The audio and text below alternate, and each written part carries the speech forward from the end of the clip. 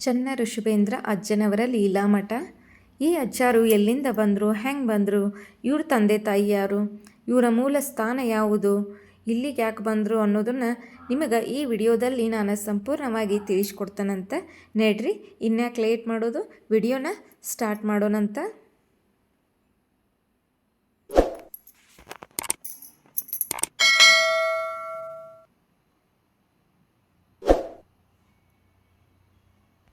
ನಮಸ್ಕಾರ ರೀಪಾ, ಎಲ್ಲ ದೊಡ್ಡ ಮಂದಿಗೂ ಹ್ಯಾಂಗದಿರಿ. ನಾನು ನಿಮ್ಮ ದೀಪಾ ಗೌಡ. ಇವತ್ತಿನ ದಿನ ಶ್ರೀ ಚನ್ನ ಋಷಭೇಂದ್ರ ಅಜ್ಜನವರ ಲೀಲಾಮಠ. ಇವರು ಮೂಲತಃ ಧಾರವಾಡ ಜಿಲ್ಲೆ ಕಲಘಟಗಿ ತಾಲೂಕು ದೇವರಕೊಂಡ ಊರಿನವರು. ಇವರು ಗೌಡ್ರ ಮನೆತನದವರಾಗಿದ್ದು ತಂದೆ ಸಾಹೇಬಗೌಡ, ತಾಯಿ ಗುರಮ್ಮ. ಇವರಿಗೆ 3 ಜನ ಗಂಡು ಮಕ್ಕಳಿದ್ದು ಅದರಲ್ಲಿ ಚನ್ನ ಋಷಭೇಶ ಅಜ್ಜನವರು ಎರಡನೆಯವರಾಗಿ ಜನಿಸಿದರು. ಇವರು 1082 ಆಗಸ್ಟ್ 20ರಂದು ಜನಿಸಿ ತಮ್ಮ 14ನೇ ವಯಸ್ಸಿನಲ್ಲಿ ತಮ್ಮ ಪವಾಡಗಳನ್ನು ಮಾಡ್ಕೊತ ಬಂದಿರ್ರಿ.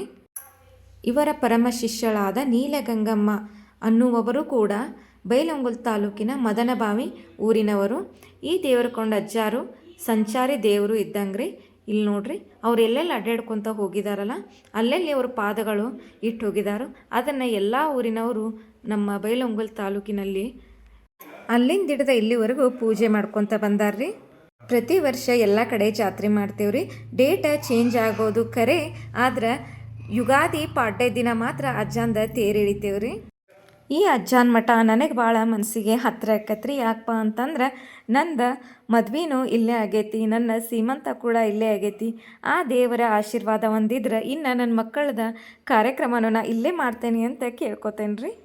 ಬರೀ ನನಗಷ್ಟೇ ಅಲ್ಲ, ನಮ್ಮ ಊರಿನ ಎಲ್ಲ ಕಾರ್ಯಕ್ರಮಗಳು ಅಂದ್ರೆ ಎಂಗೇಜ್ಮೆಂಟು, ಮದುವೆ, ಹುಟ್ಟದಟ್ಟಿ ಮತ್ತು ನಮ್ಮ ಊರಿನ ಆಸ್ಪಾಸ ಎಲ್ಲ ಕಾರ್ಯಕ್ರಮಗಳನ್ನ ಮಾತ್ರ ಈ ಗುಡ್ಯಾಗ ನೆರವೇರ್ತಾವ್ರಿ. ಊಟದ ವ್ಯವಸ್ಥೆ, ಡೆಕೋರೇಷನ್ ವ್ಯವಸ್ಥೆ ಎಲ್ಲವನ್ನು ಅಚ್ಚುಕಟ್ಟಾಗಿ ಮಾಡಿಕೊಡ್ತಾರೆ ರೀ.